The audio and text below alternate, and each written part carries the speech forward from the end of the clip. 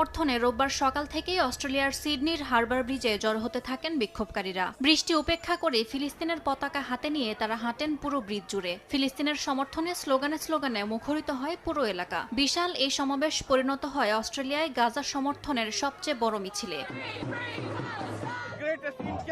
এটা পৃথিবীর সবচেয়ে বড় অবিচার। শিশুদের হত্যা করা হচ্ছে কেন? শুধু এই কারণে যে তারা নিজেদের সীমানা রক্ষা করতে পারেনি। এজন্যই এখন তারা পুরো বিশ্বকে, বিশেষ করে ফিলিস্তিনিদের শাস্তি দিচ্ছে।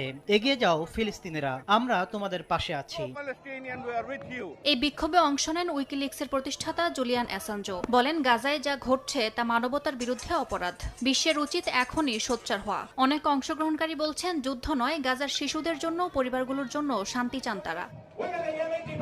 পুলিশের অতিরিক্ত উপস্থিতি সত্ত্বেও শান্তিপূর্ণভাবে শেষ হয় বিক্ষোভ সমাবেশ। স্থানীয় গণমাধ্যম বলছে, ইসরায়েলি হামলার শিকার হওয়া সাধারণ মানুষের প্রতি সহানুভূতি জানাতেই সিডনিবাসীর এই স্বতঃস্ফূর্ত অংশগ্রহণ। বিক্ষোভকারীরা বলছেন, রাজনীতিকরা চুপ থাকলেও সাধারণ মানুষ তাদের অবস্থান স্পষ্টভাবে জানিয়ে দিয়েছে।